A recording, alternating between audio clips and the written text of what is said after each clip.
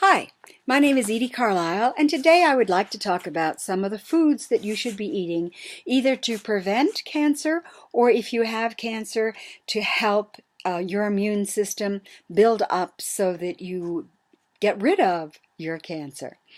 There are certain fruits that you can have, especially berries. They're really wonderful. One of the blueberries are even the best of all the berries. They are terrific to have if you have cancer. Blackberries and raspberries are very good. Green apples, Granny Smiths in other words, are very good. You shouldn't really have the too sweet apples and no bananas, but you can have kumquats and coconut and cherries. Let me think. Cactus pear. If you can find cactus pear is very good for you. Kiwi is good for you. I'm going to look at some notes that I have here just to make sure that I tell you some more. Mango is wonderful. Mandarin. Not so much when it comes to oranges because they are really too sweet. And one of the things you have to remember is cancer feeds on sugar. So you really do not want to eat anything that turns very quickly into sugar. That's why you do not want to eat anything that has white flour. Spices. Turmeric is one of your best spices. Basil, oregano, cumin, cilantro, parsley. All that kind of spice or herb are really fantastic. Lavender, but lavender most people don't eat, but you can actually eat lavender. And let's see. Nutmeg is very good. Onions and the mint family, anything in the mint family, but onions are great for you. Garlic is great for you. It not only spices up the food, but it also helps the immune system. Sesame seeds and rosemary and sage, things like that. Thyme, tarragon. No, I can't think of any others at the moment. I'm sure there are some others. And then, of course, in your vegetables, your dark green veggie, your dark green leafy vegetables are great. Artichokes are great. Asparagus is great. Kale, any Swiss chard, any of the dark green leaves. Broccoli, wonderful. Brussels sprouts, wonderful. Not so much peas, not so much carrots or corn, because again, they turn into sugar, and you don't want that.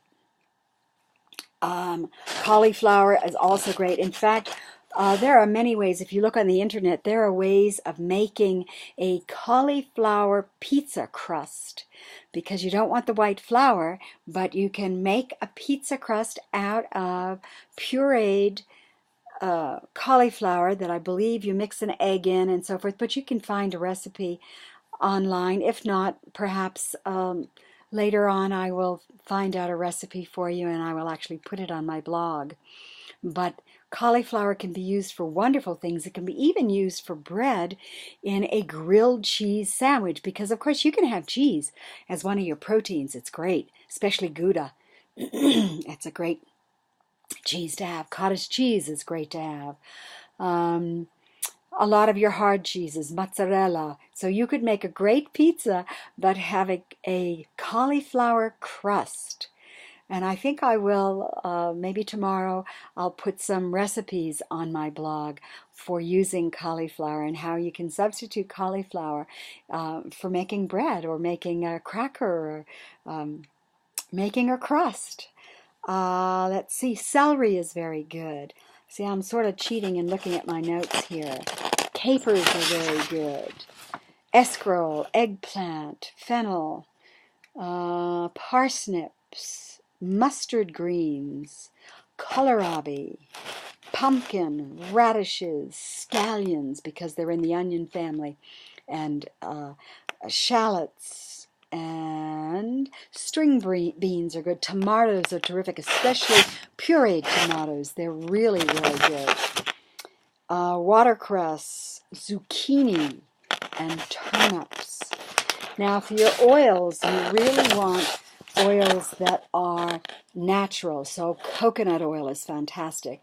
Olive oil is great. Walnut oil is great. Hazelnut oil. In fact, you can also, I'm jumping a little bit, you can use coconut sugar. That is a good sweetener. It does not affect your insulin and therefore does not affect your sugar levels. Because one of the things with cancer, they have recently found that people that have insulin resistance are more prone to get cancer than those that are not insulin resistant. Now, seafood, almost all your seafood is fine, especially the kelp and the seaweed kind of things that you find in the ocean.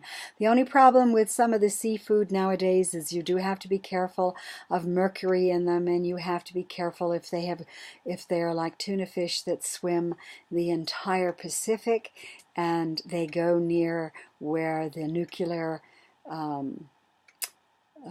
explosion was. That's not the right term, I can't think of it at the moment, but when Japan had that nuclear disaster after the tsunami, they are eating fish that are full of radiation, and therefore they themselves are getting a little radiated, and yeah, so you have to be a little more careful of tuna nowadays. Great, and also it's better not to get farmed fish, especially farm fish from China. They're being fed really terrible things that are not healthy for us because, of course, the food is absorbed into the body of the animal, be it a fish or be it an animal, and a chicken, etc., poultry, and therefore you are absorbing it in your body. So it is better, if possible, to have wild grain or grass-fed beef or bison or lamb or pig or whatever, instead of animals that have been cooped up in these massive farms that really are putting antibiotics and terrible, terrible things in their animals. And of course we're absorbing it by eating their flesh.